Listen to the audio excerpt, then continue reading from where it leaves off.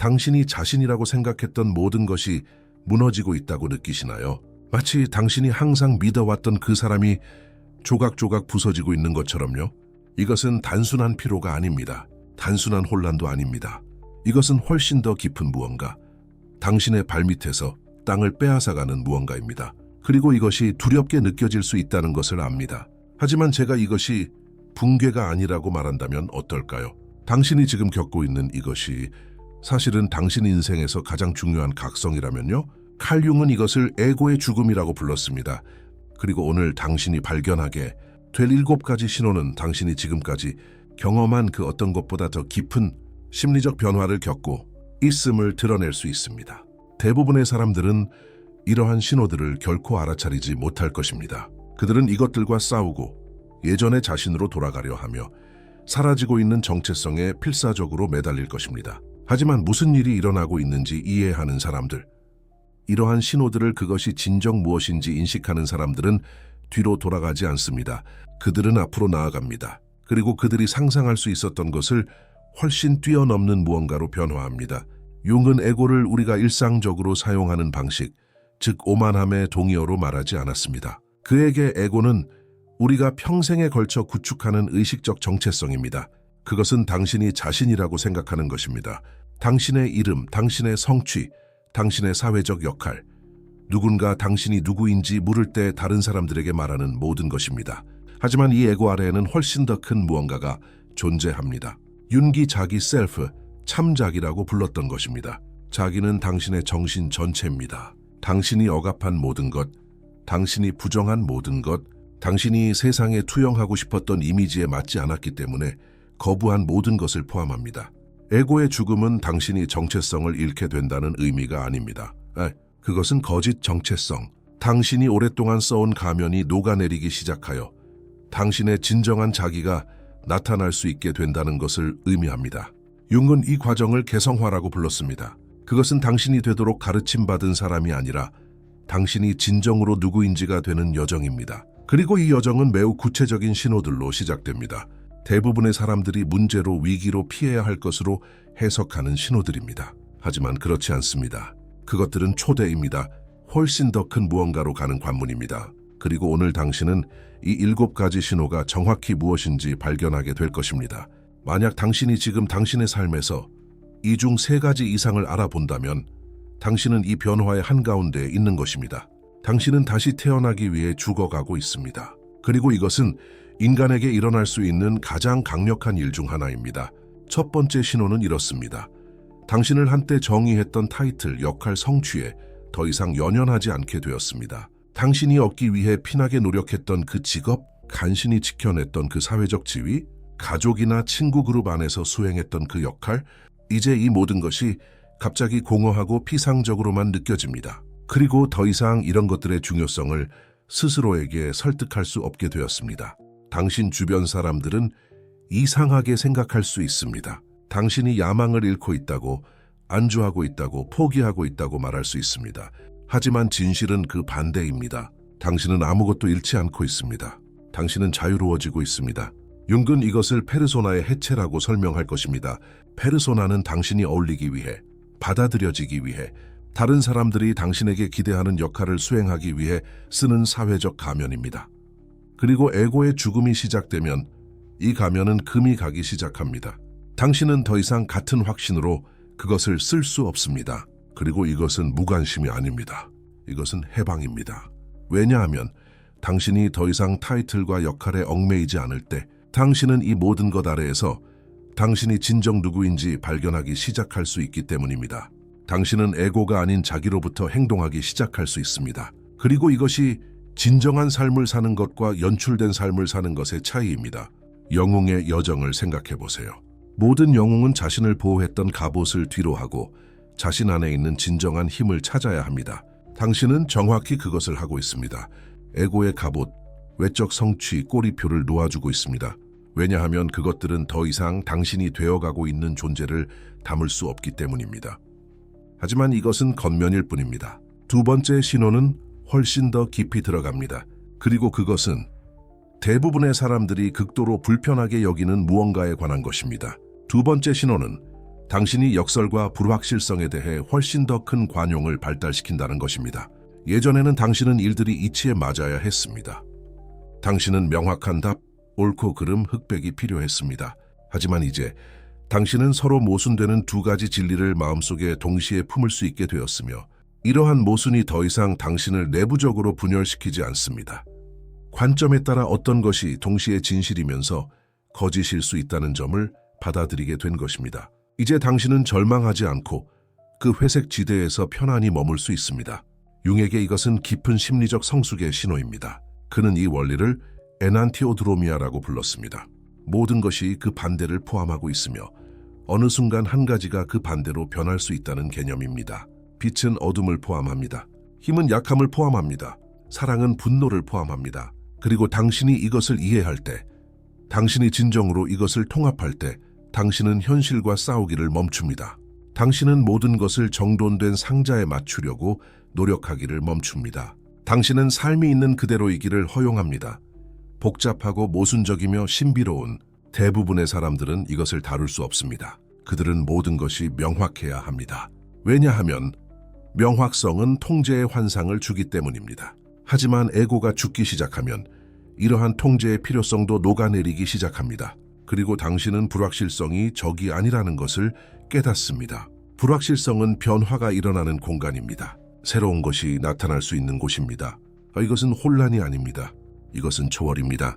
당신은 이원론적 사고를 넘어서 정신적 경직성을 넘어서 반대되는 것들을 포용할 수 있는 곳으로 나아가고 있습니다. 융은 반대 요소들의 통합이 개성화의 필수적이라고 믿었습니다. 그것이 당신을 온전하게 만드는 방법입니다. 한쪽을 억압하고 다른 쪽을 선호하는 것이 아니라 둘 다를 통합하는 것입니다. 그림자와 빛, 남성성과 여성성, 의식과 무의식. 그리고 이것은 우리를 세 번째 신호로 직접 안내합니다. 아마도 가장 계시적인 신호일 것입니다. 왜냐하면 이것은 당신이 평생 숨기려고 했던 것과 관련이 있기 때문입니다. 세 번째 신호는 당신이 이전에 완전히 거부했던 자신의 부분들에 대해 연민을 느끼기 시작한다는 것입니다. 당신이 결함이라고 여겼던 그 특성들, 다른 사람들에게 숨겼던 그 특징들, 약함이라고 여겼던 그 게으름, 사회적으로 용인되지 않기에 숨겼던 그 분노, 강인해 보이기 위해 억눌렀던 그 취약성.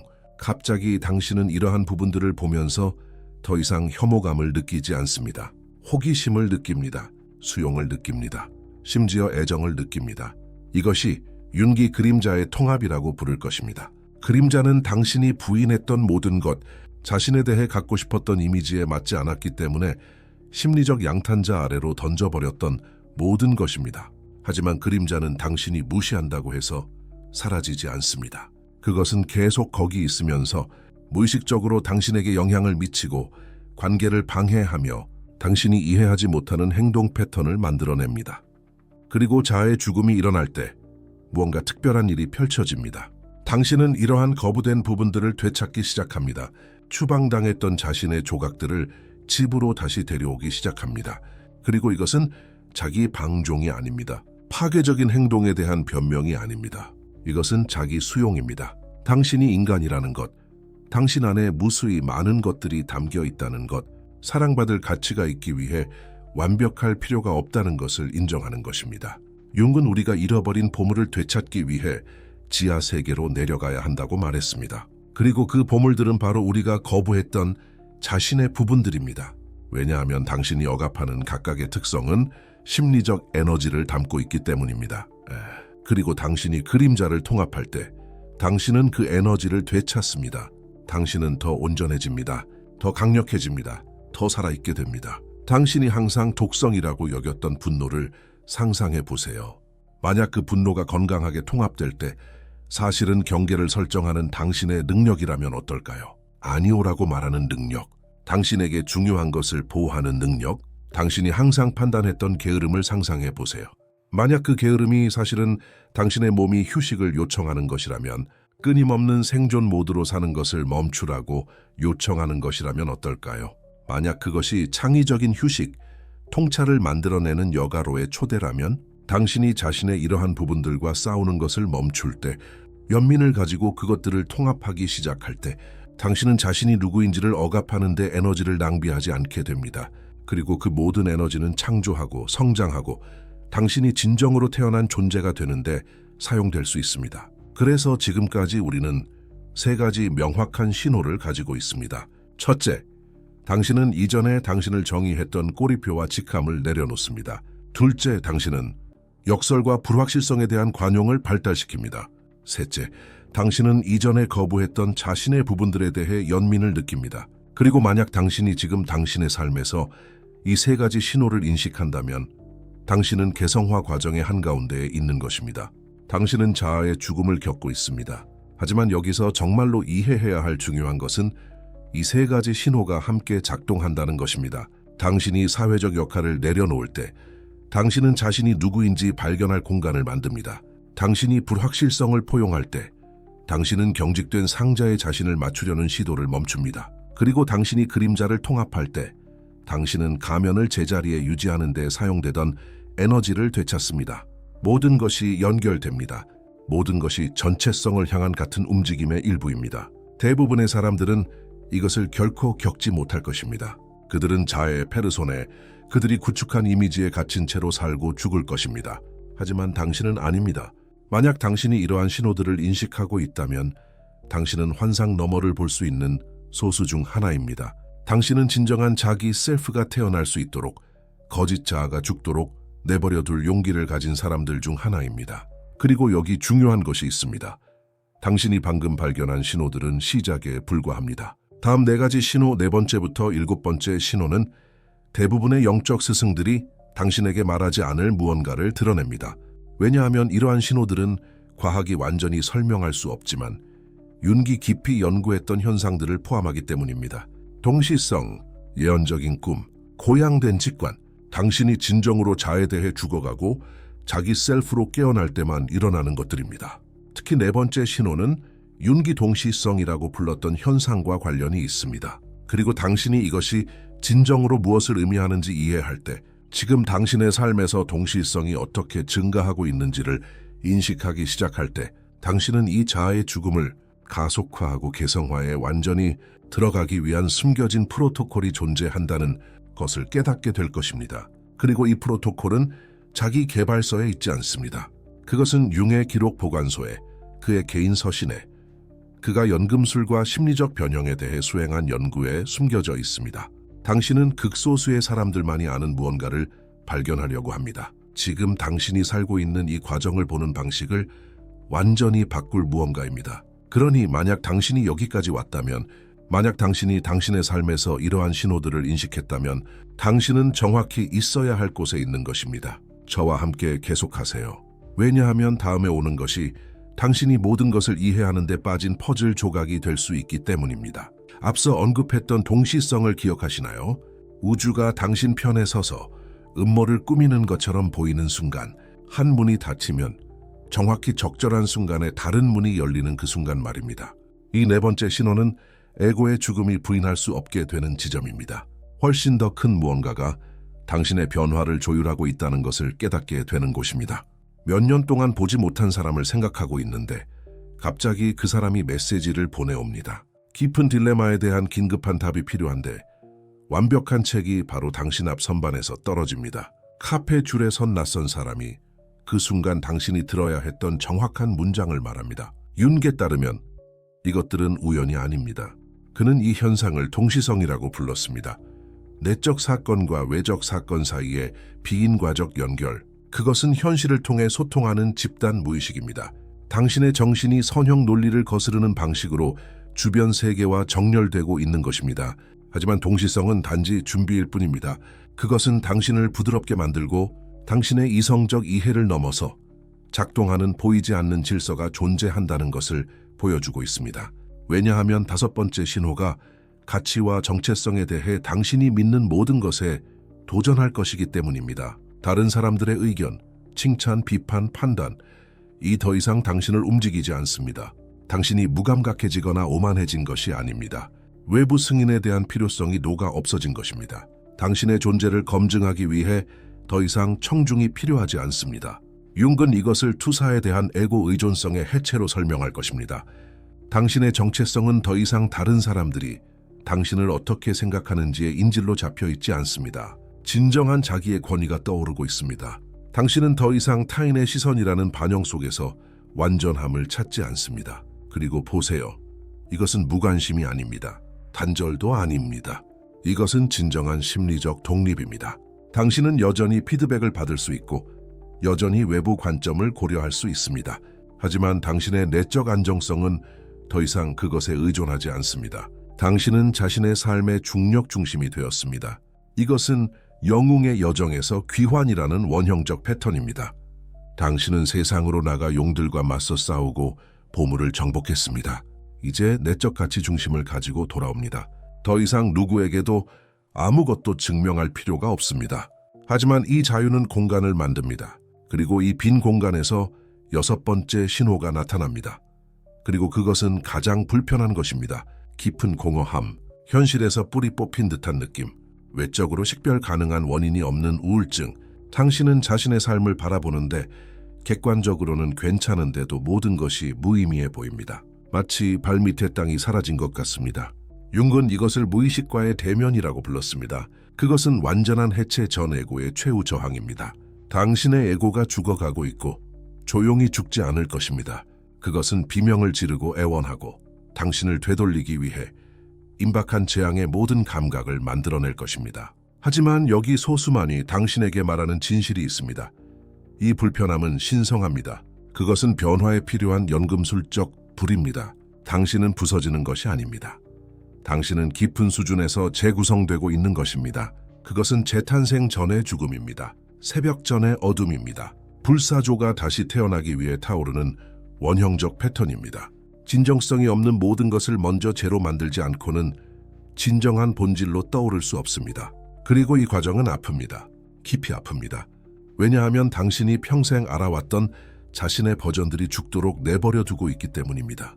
융 자신도 이것을 겪었습니다. 그는 그것을 무의식과의 대면이라고 불렀습니다. 환영, 심리적 붕괴, 그리고 광기처럼 보이는 것으로의 하강을 경험했던 수년간의 기간. 하지만 바로 그 시면에서 그는 인간 정신에 대한 가장 깊은 통찰을 발견했습니다. 그러니 지금 이 어두운 밤을 겪고 있다면 아십시오. 당신은 미친 것이 아닙니다. 당신은 통과하고 있는 것입니다. 그리고 반대편에는 7번째 신호가 기다리고 있습니다. 가장 충격적인 것입니다. 당신은 필터링을 멈춥니다. 편집을 멈춥니다. 말하기 전에 이것이 어떻게 들릴까? 라고 묻는 것을 멈춥니다. 당신은 그저 표현합니다. 당신의 진실이 내적 검열 없이 타인의 기대에 대한 걱정 없이 나옵니다. 당신은 반응을 계산하지 않고 행동합니다. 당신은 판단에 대한 두려움 없이 창조합니다.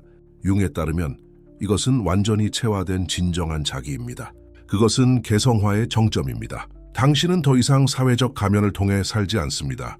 페르소나, 세상에 적응하기 위해 당신이 구축한 그 외관이 떨어졌습니다. 그리고 남은 것은 순수한 진정성입니다. 이것이 당신의 진정한 힘입니다. 융이 심리적 완전성이라고 부른 것입니다. 당신은 더 이상 자신이 누구인지와 누구인 척하는지 사이에서 분열되지 않습니다. 오직 하나의 당신만 존재합니다. 통합되고 완전하고 진실한. 여기서의 원형적 패턴은 신성한 결혼, 히에로스 가모스, 의식과 무의식의 결합입니다. 당신이 거부하고 억압하고 부인했던 자신의 모든 측면들 이제 통합되었습니다. 당신은 살아있는 전체입니다. 이것이 각성입니다. 그 전에 온 모든 것은 준비였습니다. 7가지 신호는 고립된 사건이 아닙니다. 그것들은 깊은 심리적 죽음과 재탄생 과정의 단계들입니다. 그리고 당신은 방금 그 모든 것을 통과했습니다. 이제 신호들을 인식했으니 구체적인 작업으로 넘어갑시다. 왜냐하면 적용 없는 이해는 단지 영적 오락일 뿐이기 때문입니다. 당신은 이 각성 과정을 가속화하기 위한 프로토콜이 필요합니다. 첫째, 그림자와의 일일 작업. 매일 밤 일기에 자신 안에서 거부하는 특성 하나를 쓰십시오. 분노, 이기심, 질투, 게으름일 수 있습니다. 당신이 비난하는 무언가, 이제 그 특성 속에 숨겨진 선물을 찾으십시오. 분노는 건강한 경계가 될 수 있습니다. 이기심은 필요한 자기 돌봄이 될 수 있습니다. 그림자는 나쁜 것이 아닙니다. 그것은 통합되지 않은 에너지입니다. 둘째, 상징적 죽음의 의식. 매주 의식적으로 한 가지 정체성의 표식을 내려놓으세요.